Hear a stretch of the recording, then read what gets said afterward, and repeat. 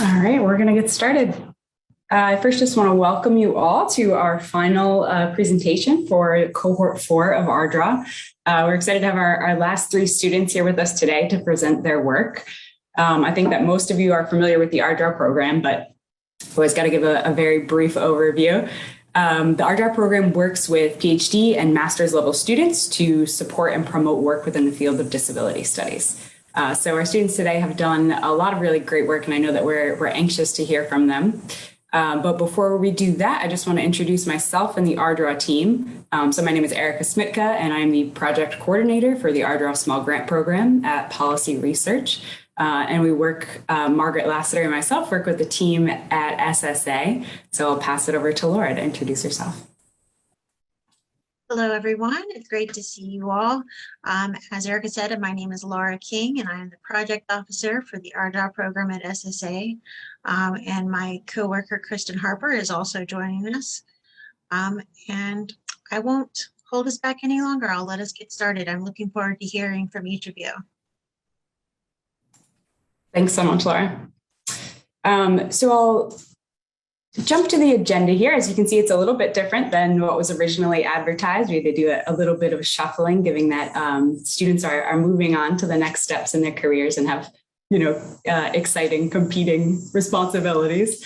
So things look a little bit different, but we should get to everyone today. But before we do that, I'll get to some housekeeping things. So our webinar today will be recorded and will be posted on the ARDRAW website within a week of today's date. And at the same time, our student papers will also be posted on the website. So if you're interested to read more about the work that they've been doing, you can do so on there. And if you have any questions for our students today, feel free to either type it in the chat or you can unmute yourself at the end of everyone's presentation. So with that, I will pass it off. I'll introduce our first presenter, Ted Allaire. Ted is a PhD candidate in the Department of Psychology at Eastern Michigan University. Ted? Hi, everyone. I'm so excited to be presenting today, and thank you, Erica, for that introduction. Let me get my slides pulled up. I can figure this out.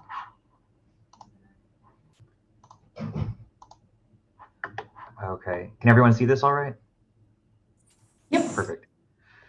So today I'll be presenting research from my most recently completed ARDRAW grant. And with this project, I sought to identify trajectories of employment among adults who had sustained traumatic spinal cord injuries. With this project, I was using data that had been, it was an archival data set, data that had been collected as part of the Spinal Cord Injury Model Systems program. I'm so grateful to SSA and to the ARDRAW program for funding this project. This was my second ARDRAW funded project. I'm currently working on my third ARDRAW funded project, and just being able to participate in this grant program has been such an amazing opportunity to learn about sort of what it is to conduct grant-funded research.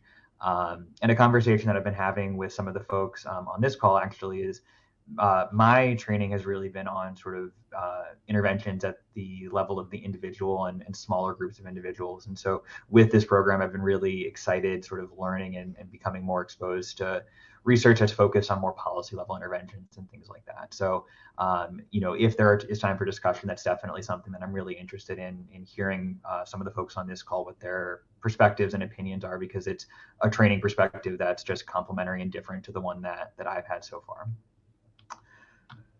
So jumping right in,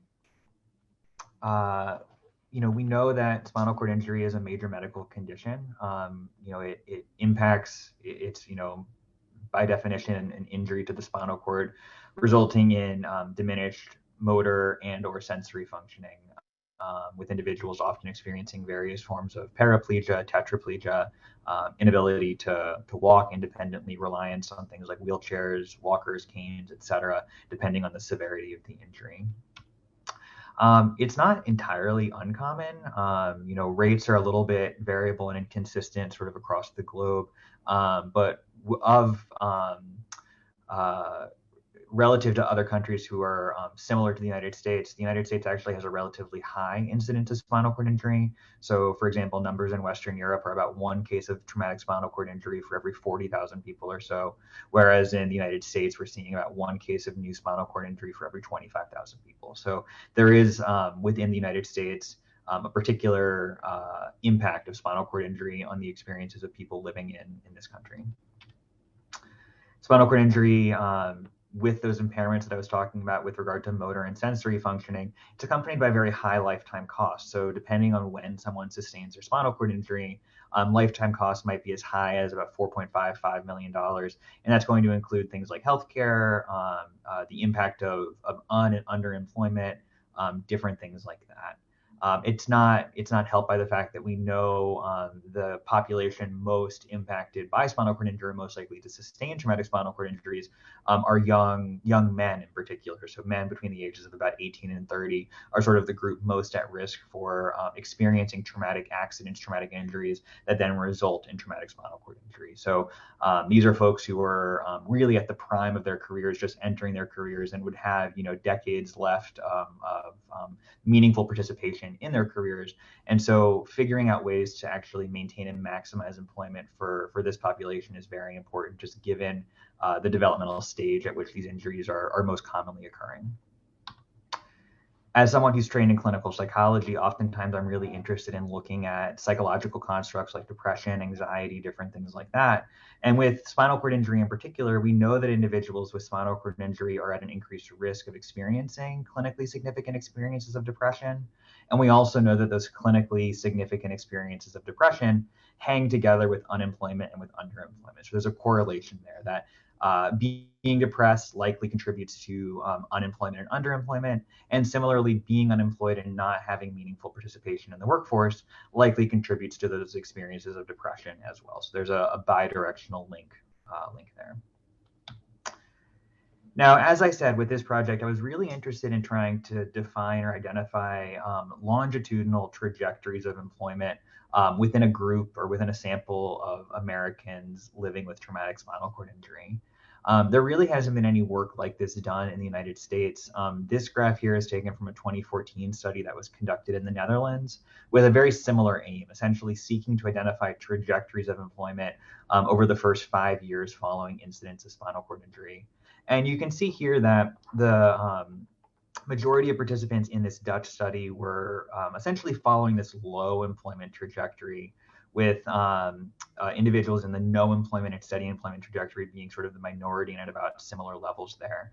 And this is, I think, consistent with other data that we see in the spinal cord injury literature, indicating that low employment and unemployment are quite common, unfortunately, for folks who are living with traumatic spinal cord injury. So with that Dutch study in mind, really what I was interested in asking was, from sort of a replication perspective, do we see similar trajectories within the United States relative to those that were observed in that Dutch study? And then from more of an intervention perspective, are there factors, ideally modifiable factors like depression, that might impact the likelihood of following one of these trajectories? So are there things that we could maybe measure, detect, try and pick up earlier in the course of life with spinal cord injury that through some kind of an intervention, whether it's at an institutional systems level or at more of an individual level, that could be implemented to try and modify or impact the probability of, let's say, going sort of down a stable or improving employment trajectory relative to an unemployed, low employment, or deteriorating employment trajectory? Are there ways that we can actually impact the likelihood of those trajectories? So as I said, all the data that I analyzed with this study were archival. I was leveraging data collected through the Spinal Cord Injury Model Systems database. Spinal Cord Injury Model Systems are a series of sites that are funded by the National Institute for Disability and Independent Living Research. And they're throughout the country. They've been collecting longitudinal data since the 1970s with various data elements collected at different points in time. For this project, I was essentially working with a subsample of their larger data set, for whom we had data collected from the Patient Health Questionnaire, which is a measure of depression, and then also employment data. And I was working with folks who had complete data for a span of 10 years. So looking at these trajectories over the first decade following incidents of spinal cord injury. Now, to actually perform these trajectory analyses, I use growth curve analysis to try and identify essentially slope and intercept data, just kind of, linear algebra, y equals mx plus b type stuff, slope and intercept data that could then be analyzed in a way that would allow us to identify these trajectories. So the growth curve modeling allowed us to generate these slopes and intercepts with regard to employment. And then using cluster analysis, we were actually able to see, do these slopes and intercepts kind of cluster together? Are there subgroups within this larger population or within this larger sample that are meaningfully different just based on sort of an algorithmic approach? And that's what the cluster analysis allowed us to do. So here's some brief overview of sample characteristics, consistent with most spinal cord injury research, and to the point that I was making earlier, that this is something that disproportionately impacts young men in particular. We do see that the majority of participants in this study were men. We see that the majority of participants in this study were white. We see high rates of unemployment, we see high rates of employment actually in pre-morbid employment status, which is something that we'll talk a little bit more about as well. And then when we look at our age distribution, we again see essentially that point that I was making earlier, where about 2/3 of our sample were under the age of 44, with nearly 40% sustaining their spinal cord injury between the ages of 15 and 29. So here's a real quick overview of the growth curve model that I used to compute those slopes and intercept data. So again, this is what allowed us to actually basically generate data that could then be used to graph these trajectories. And when we did that, these were the data that were generated from that analysis. So we have, with our intercept, this is essentially the if we're picturing sort of that linear graph, this is essentially the level of employment at 1 year post-injury, which is our intercept in this model. And then the slope is essentially the change over time. So when we're talking about this, it might be that someone was unemployed, had a low likelihood of being employed at 1 year post-injury, but their slope was pretty positive, or they had a positive slope that then indicated improving employment. Or someone who maybe was employed 1 year post-injury, but had a negative slope, which then indicated deteriorating employment or a lower likelihood of employment over time. So that was really what we were trying to do with generating these data. And so the results of cluster analysis. So we have these slopes and intercepts. These are data that we have for all of the 1,100 participants in this study. When we subjected it to those cluster analyses, what it does from, again, that algorithmic perspective is it tries to find subgroups within the larger sample. And so these were the 4 subgroups that were generated out of that cluster analytic approach. We have a stable unemployment group, a stable employment group, a deteriorating employment group, and then an improving employment group. You can see that the vast majority of participants did fall into the stable unemployment group. We had a minority of folks falling into the remaining 3 trajectories of stable employment, deteriorating employment, and improving employment. And to the points that I was talking about again with, for example, our improving employment, this slope value is going to go somewhere between 0 and 1. So this is indicating that there's a positive slope here. Whereas when we're looking at our stable unemployment, this is really close to 0. So this is saying that as time goes on, the change in employment is very shallow. There's not really a lot of change happening in this stable unemployment trajectory. And then you see the flip here in this deteriorating employment group, that the slope is negative. So again, as time goes on, the likelihood of participating in the workforce is decreasing. Graphically, here's what we're looking at. So this is similar to the graphic that I showed earlier from that Dutch study. We have pre-morbid employment graphed here. These were some of the data that I was just talking about a moment ago, with then employment at 1 year post-injury, employment at 5 years post-injury, and employment at 10 years post-injury graphed. So we can see that individuals who were more likely to be employed prior to their injury are often employed at 1 year post-injury, but there's this interesting split with some folks going on to remain stably employed, and then other folks having a relatively steep drop-off with regard to employment. And then similar trends or sort of alternative complementary trends with regard to our unemployment data, indicating that folks who were less likely to be employed prior to their injury were less likely to be employed at 1 year post-injury. But optimistically, and this is, I think, a really interesting point of intervention, there are some folks who essentially went on this somewhat pessimistic sort of trajectory over that first year post-injury, who then had a really positive increase or change in their employment status over time. And so with this being said, again, to that second aim, are there actually modifiable factors that might impact which trajectory someone follows in the years following their injury? So with that being said, yes, there are some factors that appear to predict trajectory membership. So we see that premorbid employment and premorbid education appear to be protective factors. So folks who are experiencing their spinal cord injuries with more education, with more stable employment, are more likely to have stable employment or improving employment in the years following their spinal cord injury. On the flip side, we see that experiences of depression are a risk factor. So depression severity predicts suboptimal employment outcomes for folks with spinal cord injury, as does injury severity. So folks with more severe injuries are more likely to either have a delayed return to work or demonstrate a pattern of stable unemployment without returning to the workforce. And then from more of a systems institutional level, there is evidence in these data of the impact of institutionalized racism, with people of color having a considerably lower likelihood of participating in the workforce in the years following spinal cord injury than white individuals with spinal cord injury. And we also see some developmental differences with regard to age of onset, where, for example, with that deteriorating employment trajectory, one of the findings that we observed was that individuals in that group were significantly older. And so maybe it was that the age at which they were sustaining their spinal cord injury corresponded with sort of a natural point at which to retire or to leave the workforce. And so there's some interesting developmental and sort of values-based issues at play here as well.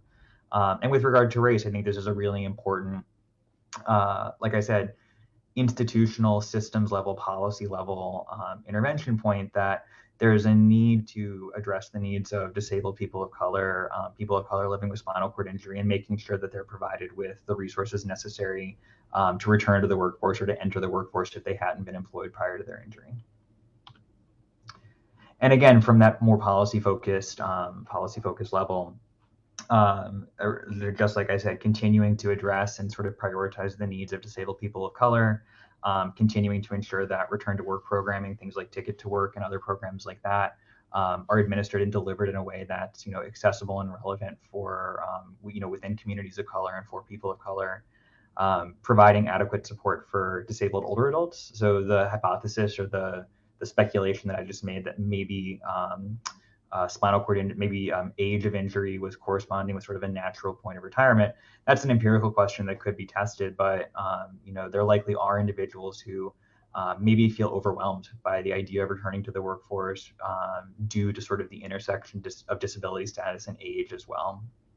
And then my bias as someone who's trained in clinical psychology is continuing to underscore the importance of evidence-based mental health care from more of a systems level, and really prioritizing that as an important aspect of essentially an interdisciplinary rehabilitation program for folks with spinal cord injury, and acknowledging and identifying the impact that experiences of depression have on long-term employment status for folks with spinal cord injury. And that's it. Like I said, thank you so much to SSA and to the ARDRAW program for funding this project. It's just been truly fascinating to have the opportunity to really dive into the data and sort of conduct these analyses, kind of play around with the data and come up with some conclusions that I think are really pretty interesting. So thank you. I appreciate it. Great. Thanks so much, Ted. So let's see. Could we do questions for Ted?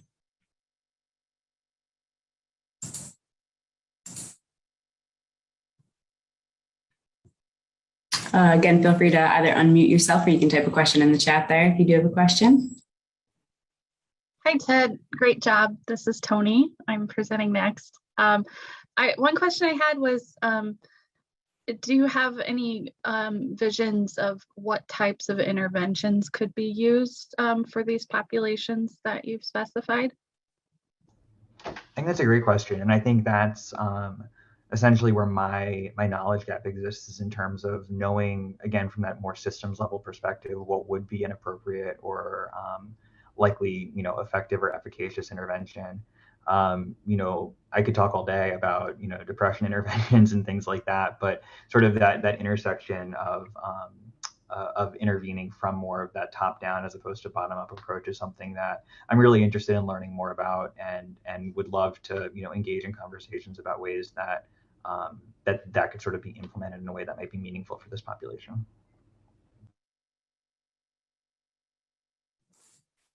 Thanks, Tony. Thanks, Ted.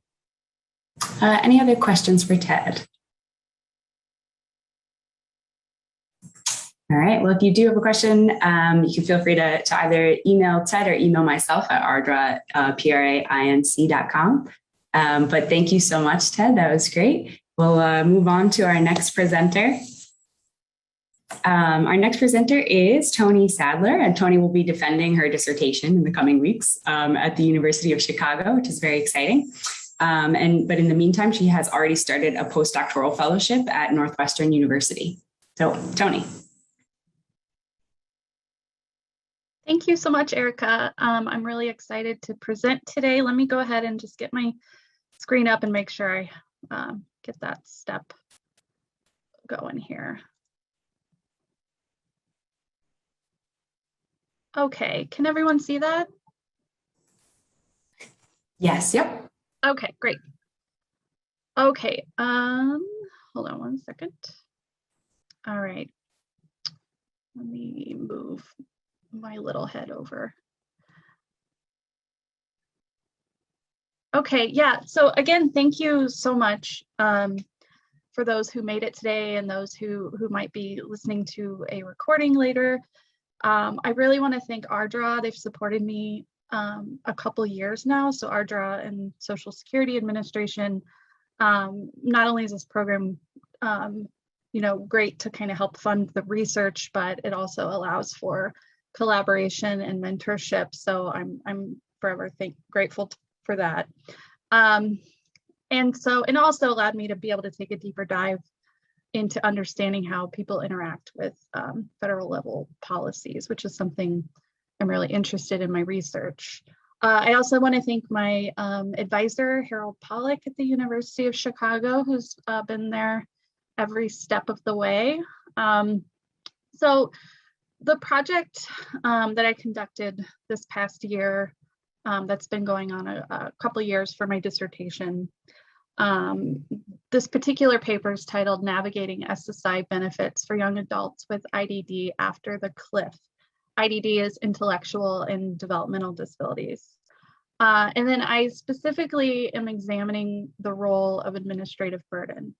And before I get into methods, I do want to note that this is an extended case study in the Chicago metropolitan area with about 36 participants.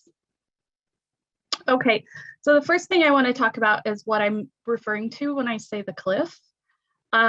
This is a very common term among families and professional stakeholders working with folks with intellectual and developmental disabilities. So the Individuals with Disabilities Education Act ensures that folks with IDD have free and appropriate education and related special education services from ages 3 to 21. So that's the federal requirements. Now, some states have extended that age range to 22. Michigan has extended it to age 26, so it varies by state. But these services are crucial and very important, and they go beyond just education services. They offer they do offer vocational training, but they offer other supportive services for folks with disabilities in comprehensive day programs. So what happens after 22, 26 for this population is often referred to as the cliff. And many of my respondents, they had various words for it: the void, the desert. You also see this a lot with mental health services so mental health desert. But what this is just a drop of services following high school. And I think one of the more crucial things to point out is folks are entitled to these education services. It is their right through the IDEA. But once they exit high school, it goes from entitlement to eligibility programs. So once they exit high school, they no longer have access to education services. So what does that social safety net look like for adults? Well, it's a lot more fragmented. A lot of the waivers have caps on them. So Medicaid, home and community-based waiver services across the United States, I think there's about 600,000 people currently waiting for these services, and that is for a specific IDD population. Medicaid, home and community-based services are the largest provider of disability supports for adults.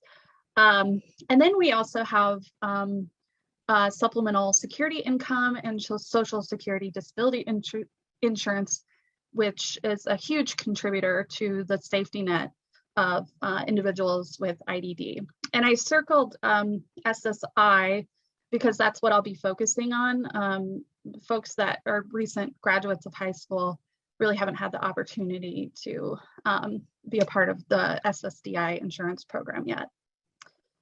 Okay, so just a little background and kind of how I was led to the specific topic. And as it relates to people with IDD. So about 14% of working age SSI and SSDI beneficiaries have an intellectual disability. SSA doesn't include developmental disability as a category. So for the population that I focus on, this percentage is likely larger. It's also known that about 70% of applications are initially denied after all levels of appeal, and then less than half of all applications are ultimately approved. Another challenge for this population is losing child SSI benefits at age 18. So families who have a child with a disability from a low income family may be eligible for children's SSI, but at the age of 18, there is a redetermination or a reapplication, and it shifts from a child category to an adult eligibility category. And as you all know, adult eligibility category is focused on substantial gainful activity, not just the disability itself. So a lot of folks end up losing the benefits they had when they were children. So given that context, I had some research questions. So how do adults with IDD, their families, and professional stakeholders experience the SSI program while seeking access to disability benefits? So I'm really interested at how stakeholders interact with policies at the street level and how they experience them, because it really impacts their perceptions of the state and the government. Second question is, what administrative burdens do adults with IDD, their families, and professional stakeholders encounter as a barrier to access SSI disability benefits? And I'm also interested in how this might vary across socioeconomic status, race, and also type of disability. Okay, and I've mentioned administrative burden a couple times, but I just want to specify that I use administrative burden as an analytic tool to understand how these burdens impact the lives of study participants and their perceptions of the state. Although this presentation will not focus too much on the perceptions of the state. I just want to clarify that. But administrative burdens are basically the barriers that individuals face when trying to achieve a certain goal. And in this case, it's achieve access to SSI benefits. Hurd and Moynihan recently published a book about administrative burdens, and they identified these burdens as the learning, psychological, and compliance costs that citizens experience in their interactions with the government. And I'll go into a little bit more detail about each of those costs as it relates to my findings. Okay, so again, I used extended case methodology, which is contextual and structural understanding a phenomenon within a case or set of cases. And in this case, I focused on the Chicago metropolitan area, and the population I focused on were young adults with IDD who have transitioned out of high school or are transitioning out of high school. For data, I conducted in-depth open-ended interviews. I also conducted ethnographic observation at 2 therapeutic high schools, although the COVID pandemic occurred about 6 months, 7 months into my data collection. So everything was switched to Zoom and phone. And then for analysis, I use interpretive policy analysis, and that is what work is a policy and its elements, including its legislation and implementation, achieving in a particular setting or situation or context. So it works really well with the extended case study methodology, sorry. Okay, and then participants. So I wanted to have an expansive sample of stakeholders that come from various backgrounds.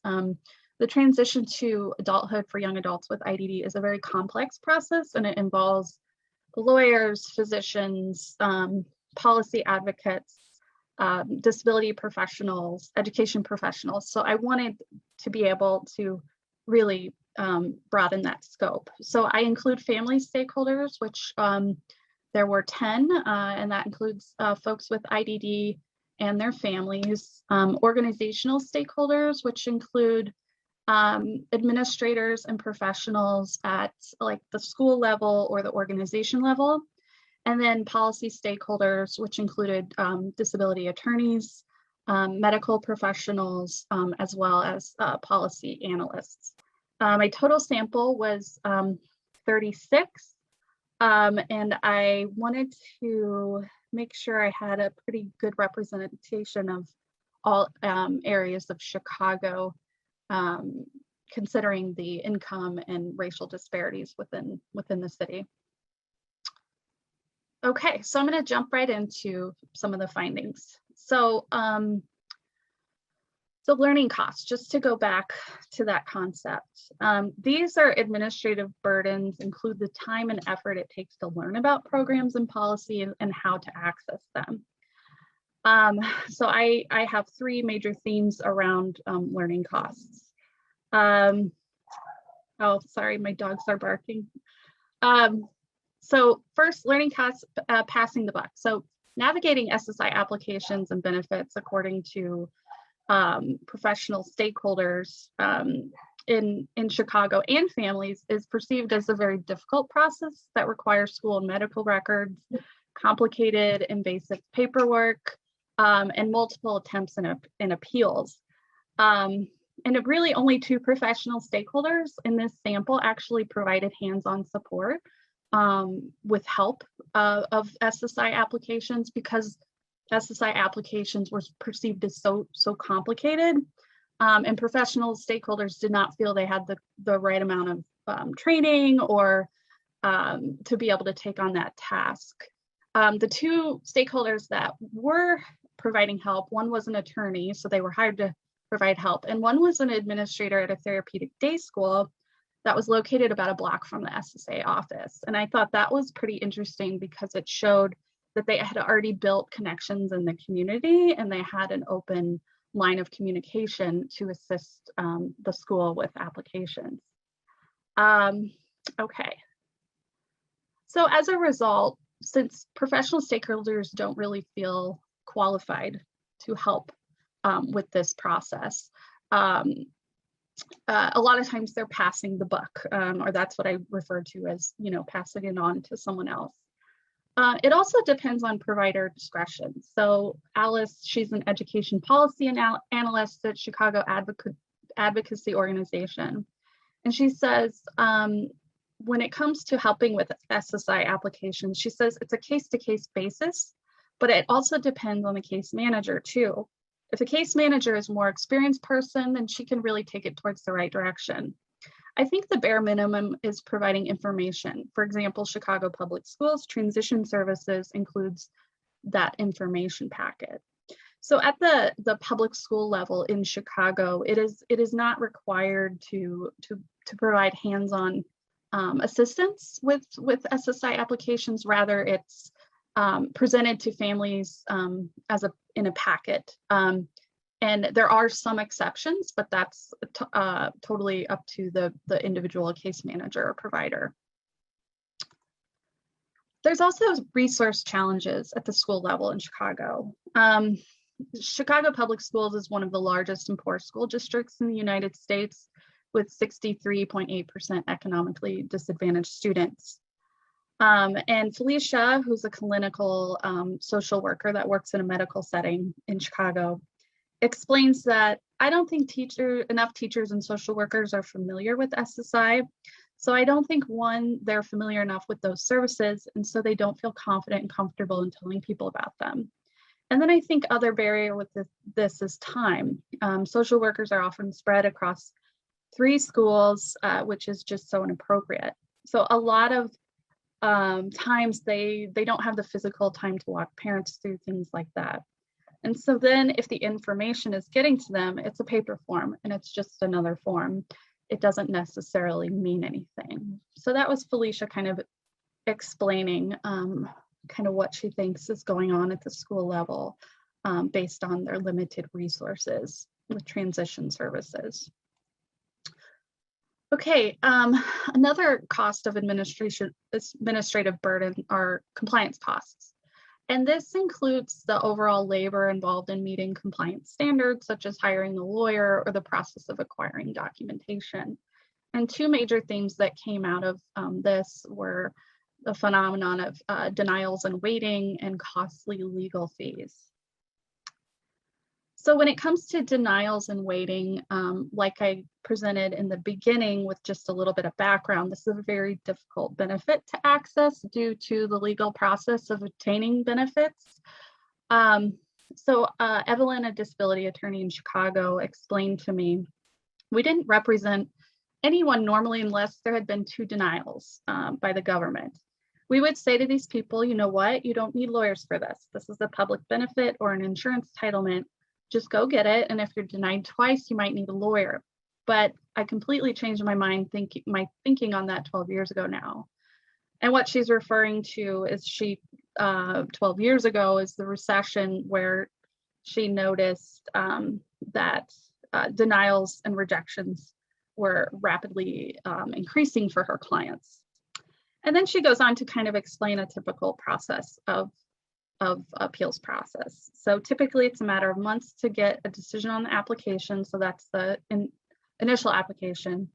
Then a matter of months to get a reconsideration decision, and anywhere from 8 months to a year and a half to get a hearing, a few months to get a decision after the hearing. And then she goes on to the federal appeals process. So there's 2 levels of appeals processes. And then another compliance cost that highlights some disparities are the legal fees. So Carrie, she's an administrator at a therapeutic day school on the north side of Chicago. And when she talks to parents about applying for SSI, this is some of the impressions she had, or this was an example she explained to me. And she said, sometimes they're like, oh, we have an attorney. And I'm like, good, because they're going to take care of it and make sure all the paperwork's in order. And they're going to walk you through the process. But some people, they don't have money, or they want to do it themselves or whatever, and that's fine too. But I have had families come to me too and be like, what do I put on this form? And I try to help them to the best of my ability, but I'm also like, I'm not an attorney. So again, Carrie's highlighting that she doesn't feel trained enough to be able to support families with this. And she also highlights that having an attorney is very useful to be able to access this public benefit. Okay, and then finally, psychological costs. So psychological costs are the internal costs and individual experiences as they navigate access barriers like feelings of stigma or hopelessness, and just the overall stress of constantly seeking access. So 2 themes popped up from my case study. And one being kind of the dichotomy between being deserving of a benefit versus being deceitful in your expression of disability, and also feelings of stigma and shame, especially at a parental level of parents who are having trouble supporting their adult child. So to kind of highlight these psychological costs, I have two small cases. Tina, she's the mother of Robert, who's 26 years old. He has a history of mental illness and a neurodevelopmental disorder, and he's been at home isolated for about 3 years. And when he was, or she explains, when he was denied and we went to the hearing in front of the judge, it was excruciating for my son and me. I wasn't in there when he testified. He wasn't in there when I testified, but the judge was just brutal in her questions and insinuated that Robert was faking it and he was just lazy, is the way the questioning went. And how is he different now than he used to be? Well, I had to fight back tears. So that's just one case where they had to kind of present themselves in front of the judge and kind of try to make their case that Robert is disabled enough. Another individual, Amir, he's a 27-year-old young adult with IDD. He lives in a northwest suburb of Chicago. And he really struggled after high school finding work. He was able to keep work for about 3 months at a fast food restaurant, but he really struggled with being able to keep up with the other workers and the stress of it. He had a nervous breakdown, ended up hospitalized for a couple months. He tried again, a similar thing happened. So he explained to me, I finally decided I should just be disabled because I'm mentally not fit for the jobs. But physically they say I can do it, but mentally I wasn't able to do the things they expected me to do.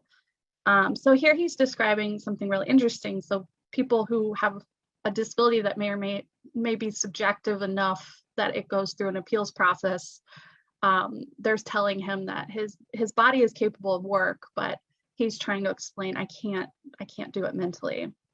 And then his father explained an experience that he had when they were getting ready for court. And he said, I was shaving him and dressing him, and then he went to court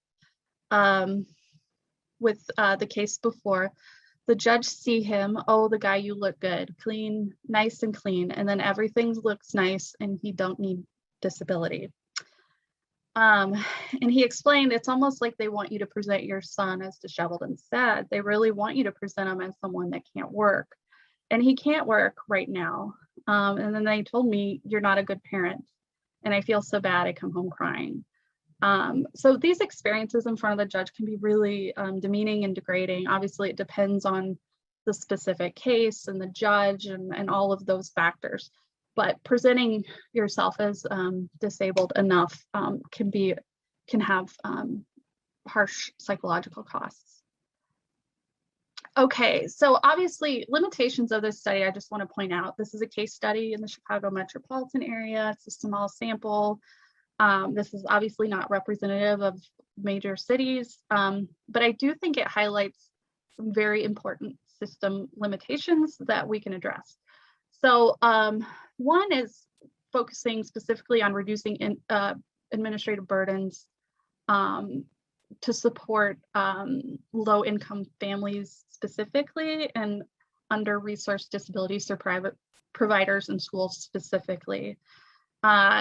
Another is utilizing the school organization as an access point to connect families and provide information and materials to school professionals. So the IDEA requires that each student with a disability undergoes a transition services, including transition meetings. So this is a very unique access point to be able to connect with families and school professionals to allow or to provide them the information they need to assist with these applications. And then finally, in thinking about an intervention that might be useful for this, the Outreach Access and Recovery SOAR program that was introduced to me through ARDRAW, and I've attended some of the trainings. this is basically a program that helps youths and adults access SSI, SSDI who are at risk of homelessness. An evaluation examining 37 states that adopted the SOAR program found that 73% of the applications we're processing through the program were approved compared to the initial rate of 10%. That's a huge difference.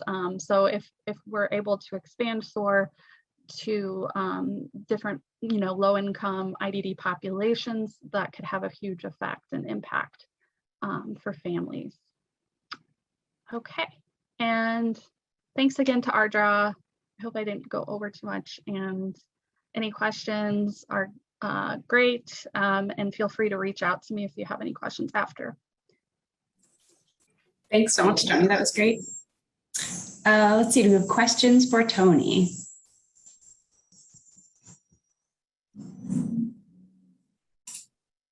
Again, feel free to either type them in the chat or hop on video.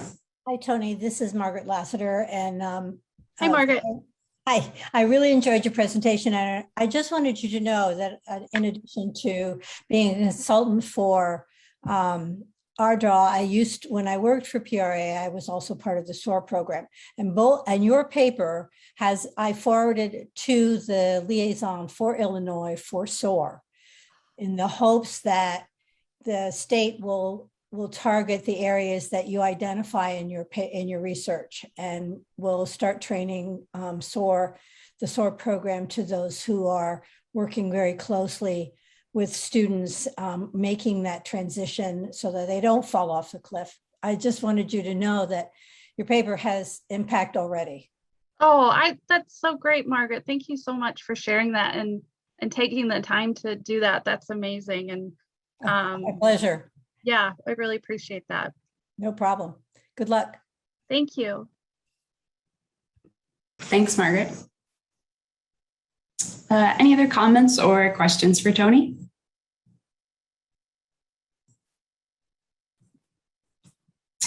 All right. Well, if you do have a question that pops up, feel free to hold on to it and ask. There will be a little bit of time of questions for all of our presenters at the very end. But we'll move on to our final presenter here. So our last presenter is Bridgette Schram. Bridgette is a doctoral candidate at the School of Public Health at Georgia State University. Bridgette. Great, thank you, Erica. Let me get myself shared and set up here.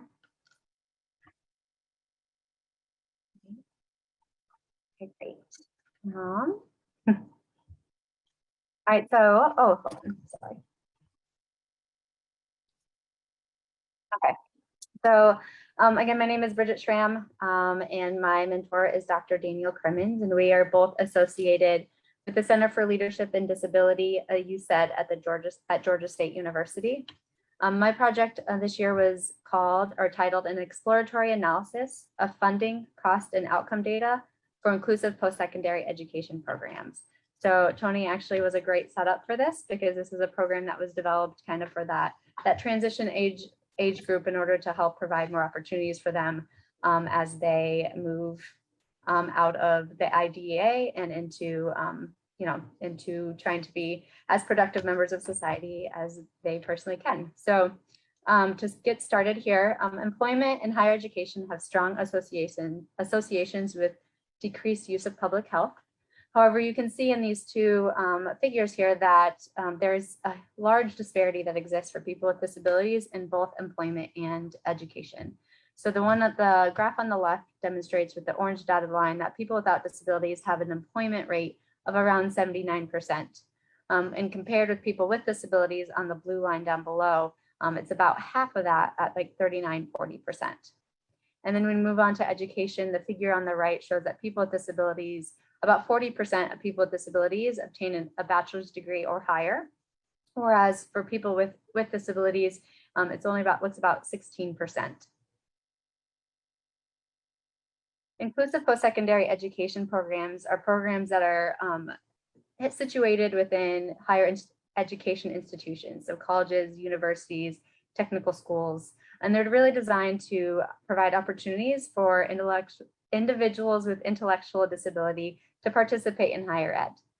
They often emphasize independent living skills and employment in order to support and improve contributions and participation in society after they are done. And many of them receive certificates upon completion. An evaluation that was recently done of individuals with intellectual disability that participated in vocational rehab services showed that those individual or students that participated in an IPSI program had an average weekly income that was 62% higher than their peers that did not participate in IPSI programs, demonstrating some baseline knowledge that these programs are really helping employment post certification. However, there is very limited evaluation data for these programs and on the benefits that they could potentially provide. The Higher Education Opportunity Act, passed in 2008, really kind of helped define inclusive higher education and really brought kind of a movement of development of IPSI programs across the country, because with it, it developed networks and funding, which then kind of led to a development of over 275 programs across the country. However, there's really, with this movement, there is still so these programs face inconsistent funding and a lot of challenges around funding for the development and implementation. Therefore, further evaluation data is needed for these programs, and improved understanding of IPSI programs, including methods, costs, and outcomes, are needed in order to conduct full evaluations that could support improved outcomes as well as funding. Therefore, the purpose of this study was to conduct an exploratory analysis of program and participant information that could be used for future evaluations of these IPSI programs. This proposed study had 3 aims. The first one was to determine potential benefits of participating in IPSIs and the data that is currently available to assess these outcomes. The second aim was to improve understanding of types of supports received by IPSI programs, including funding mechanisms and other in-kind resources they received. And the third was to outline costs associated with implementing an IPSI program. This study was an exploratory case series design of 5 different IPSI programs to help the understanding of these programs, including funding, costs, and outcome data. It used multiple methods to gather this information, including pre-interviews with the program director, financial documents used by these programs to track cost and funding, and a pre-existing data set from Think College.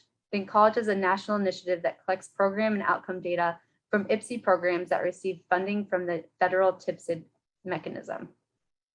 The 5 participating programs were recruited through a statewide consortium of IPSI programs in the Southeast United States and through word of mouth.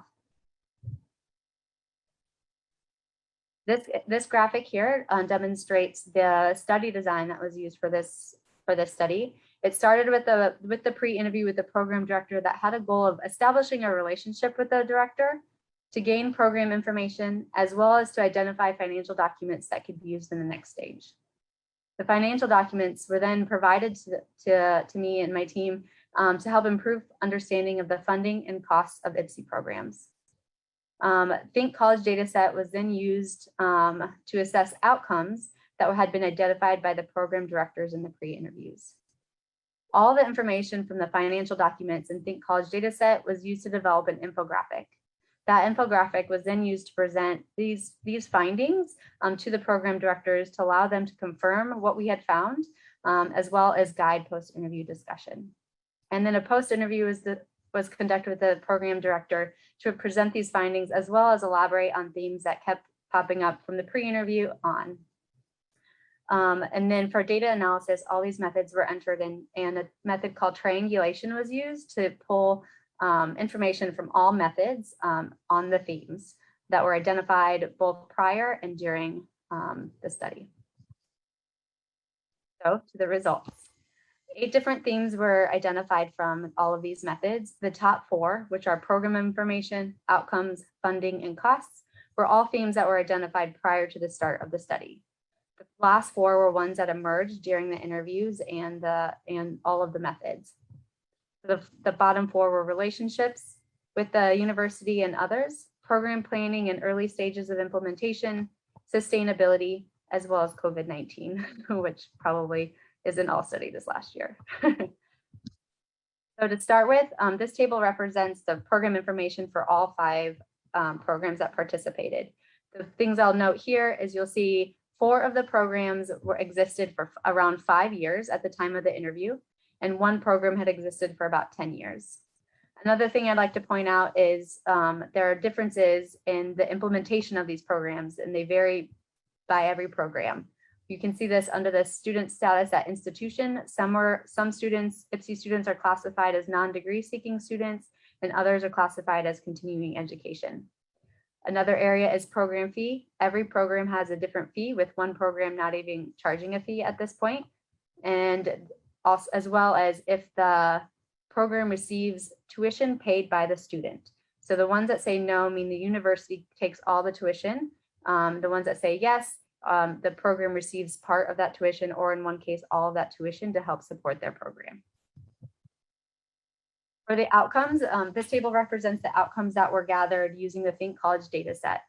In yellow, you will see the outcomes that were identified by the program directors as important outcomes that their programs provide. These include employment, independent living skills, use of public supports, and then social interactions and social competence. In blue, you will see the highlighted 0 reported in a lot of locations. I'm highlighting this to show that this means that those programs had 0 people reporting that outcome data, meaning that they have no data to conduct a full evaluation at this point. I think it's important when looking at outcome data to understand that these programs are young, and so some of them have only had graduates for a couple of years, and so long-term data is currently not as available. But establishing those methods now would be important as they move forward in order to provide the importance of their programs and the role they play. Another theme was funding. So several ways of funding were identified, with federal and state funding currently being the main funding source for IPSI programs. All IPSI programs that participated in this study had received TIPSID funding. In fact, they all had, and all 5 of them had TIPSID funding until fall of 2020, which all of them learned that their funding would no longer continue. And that happened to be within the months before I conducted these interviews. State funding was the second one, with 4 programs identifying their state council on developmental disabilities providing funding, 1 identifying a state department, and then all of them mentioned vocational rehab services, with an emphasis from all of them about frustration with multiple changes in recent years on the level of support provided and how those funds can be utilized and applied.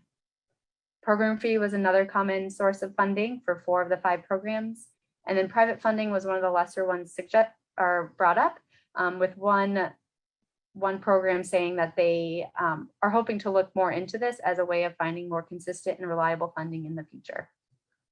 In-kind supports were also commonly mentioned, including university and community supports, providing both space as well as internship and practicums for their students. Within funding for students themselves, it was also mentioned quite a bit, and the need to figure out ways to support students of different backgrounds in participating in IPSI programs. And challenges within funding was definitely one of the biggest things that was discussed, with 2, and I'll read 2 quotes now from the program directors. The first one is, "One of the biggest challenges I've encountered has been building and maintaining structure and stability without knowing where funding is going to come from in the future." The second quote here is, services for this population are often very tenuously located. When budgets tighten, they are often the low-hanging fruit. Hopefully, there will be continued legislative support." The theme of costs were brought up 4 different categories by the program directors of personnel, direct costs, including materials, office space, travel, and then scholarships and indirect costs associated with being situated under higher education institutions. You can see in the pie charts on the right that personnel is far and above the category that receives the most funding, ranging from 67% to 90% of the budget. Additional themes there were 4 additional themes that were identified in the study. All programs really emphasize the importance of relationships when building, developing, and implementing these programs, including a relationship with their institution, their community, an IPSI network, as well as alumni of the program. Program planning and early stages of implementation was also often discussed. And this quote really stuck out and I think ties in with our funding, with a lot of the funding themes, is without our past funding, we would still be in planning, maybe 1 or 2 students. With larger funding, we could be further along on implementation and being more sustainable is what they mean by that.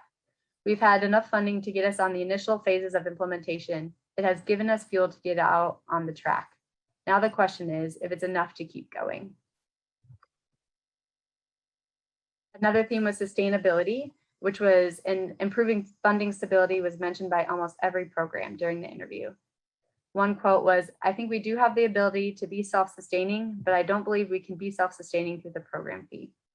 Some ways to support or improve funding were improved evaluation of the programs, political support, to share positive student experiences and stories to encourage others to give, and development of an accreditation process to ensure quality of students for these programs. And then the final theme of COVID and challenges that it presented in the last 2 years was also a discussion point. So to kind of wrap up, I'd like to kind of bring this forward and what this means.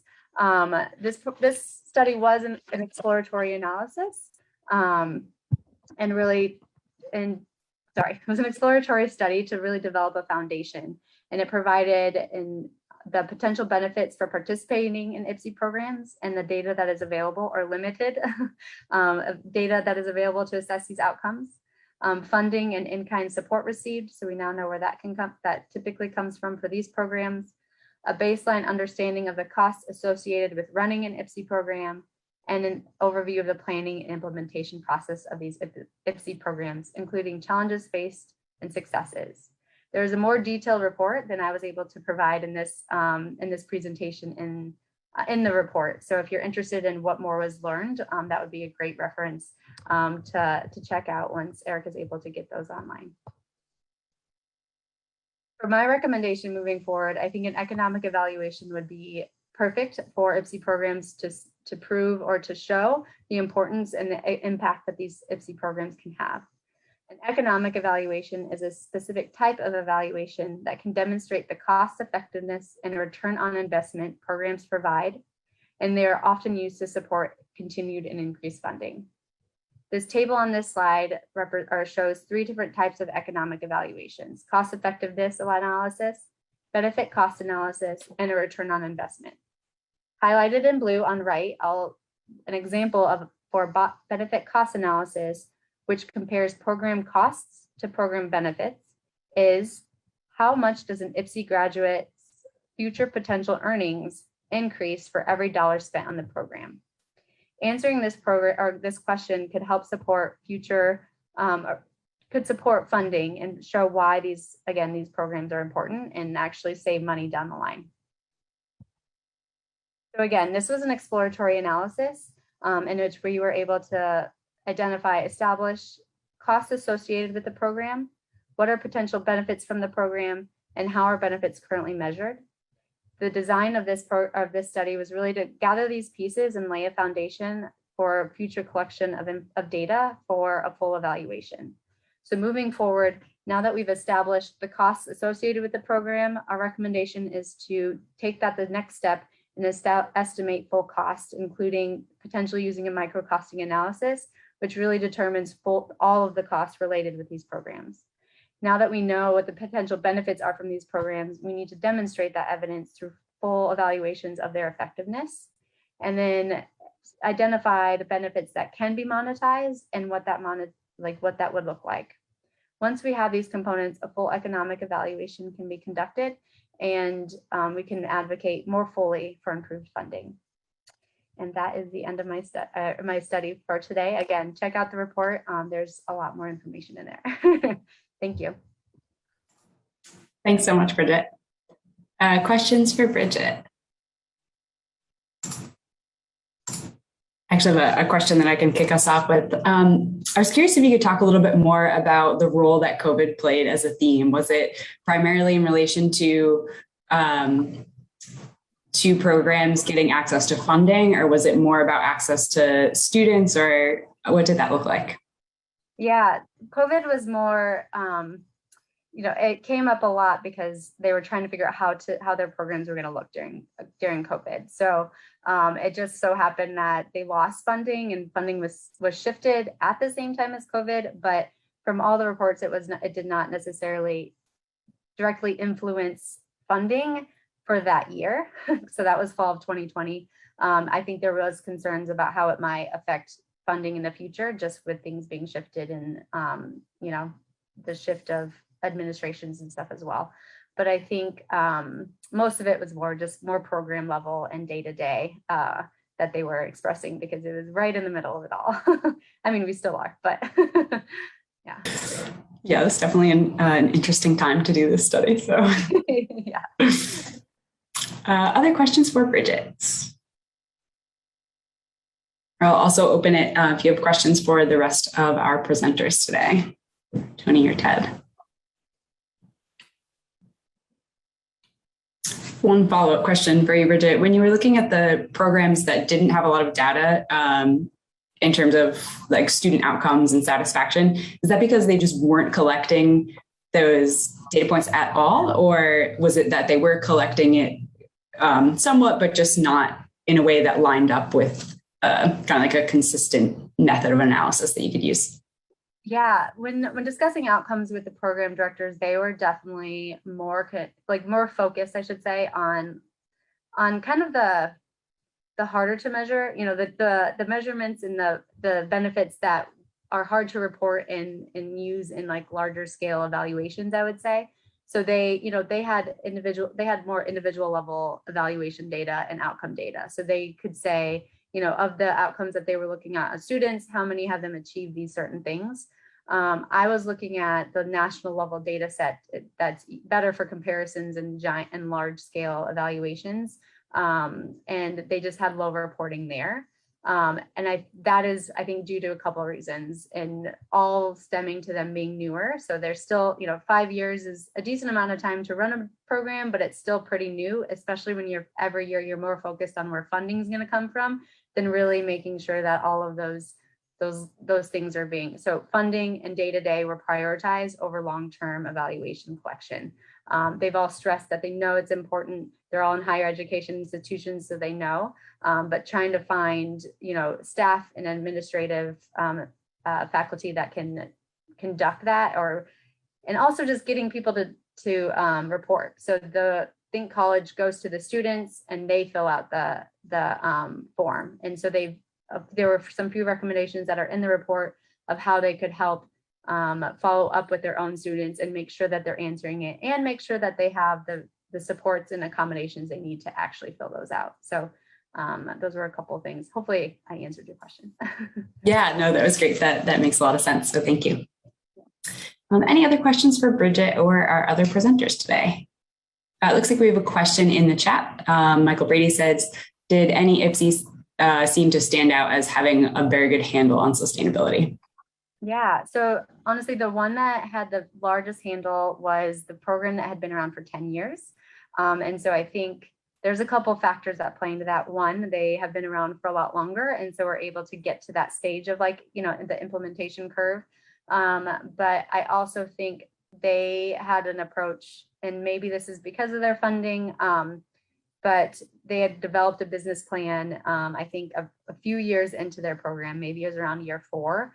A business plan is, it's not a business, but a little bit more strategic plan and how they wanted to move forward. And it seemed like they were the most comfortable and sustainable, especially after hearing the news that they had lost the federal funding. So the newer programs still weren't at a place where they felt they were still kind of be struggling. They're like, we can make it work without this federal funding, but it's going to be a challenge, where that program seemed to be a little bit in a better place to be sustainable. So that's a great question. Thanks, Bridgette, and thanks for that question, Michael. Any other questions?